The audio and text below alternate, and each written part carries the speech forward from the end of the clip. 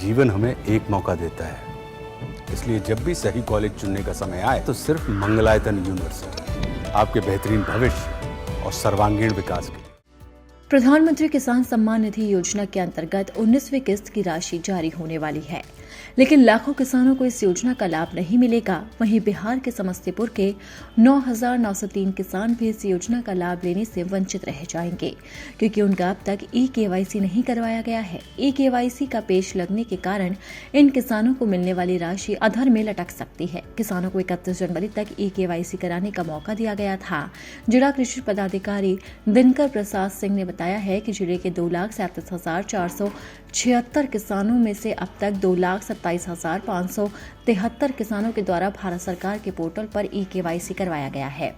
इसमें 9,903 किसानों ने भारत सरकार के पोर्टल पर ई-केवाईसी नहीं करवाया है।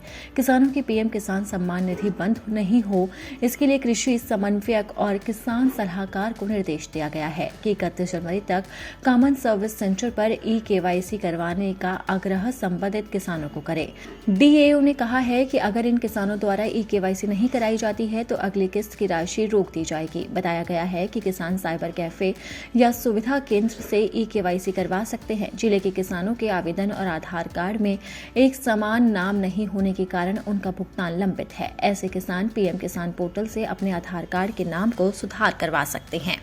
पीएम किसान योजना का लाभ उठाने के लिए ई-केवाईसी और भूलेखों यानी कि जमीन के मालिकाना हक का सत्यापन कराना बेहद जरूरी है। जिन किसानों ने वेरिफिकेशन नहीं कराया है उन्हें योजना का लाभ नहीं मिलेगा। सरकारी अधिकारी लगातार किसानों को जागरूक कर रहे हैं कि वो योजना का लाभ उठाने के लिए जल्द से जल्द ई-केवाईसी और भूलेखों का वेरिफिकेशन करवा ले। योजना का लाभ लेने के लिए किसानों के बैंक अकाउंट का आधार से लिंक होना बेहद जरूरी है।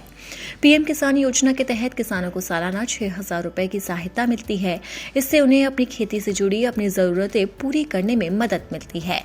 इस योजना का मुख्य उद्देश्य छोटे और सीमांत किसानों को लाभ पहुंचाना है, जिनके पास कम जमीन है, वो आर्थिक रूप से कमजोर हैं। पीएम किसान योजना में कोई बिचौलिया नहीं है।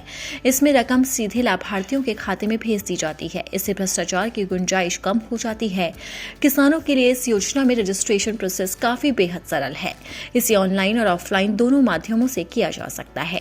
सरकार ने किसानों को पीएम किसान योजना के खाते की, लेकिन कई किसानों ने अभी तक ई-केवाईसी नहीं करवाई है। अगली किस्त से पहले ई-केवाईसी नहीं कराने वाले किसानों की 19वीं किस्त के पैसे अटक सकते हैं। ऐसे जितना जल्दी हो सके आपको ई-केवाईसी करवा लेना चाहिए।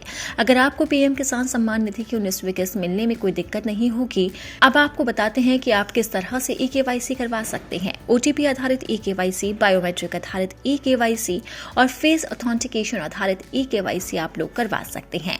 इसी के साथ ही सरकार ने अभी तक यह आधिकारिक ऐलान नहीं किया है कि 19वीं किस्त कब तक जारी होगी। इसीलिए करोड़ों किसानों को 19वीं किस्त का बेसब्री से इंतजार है।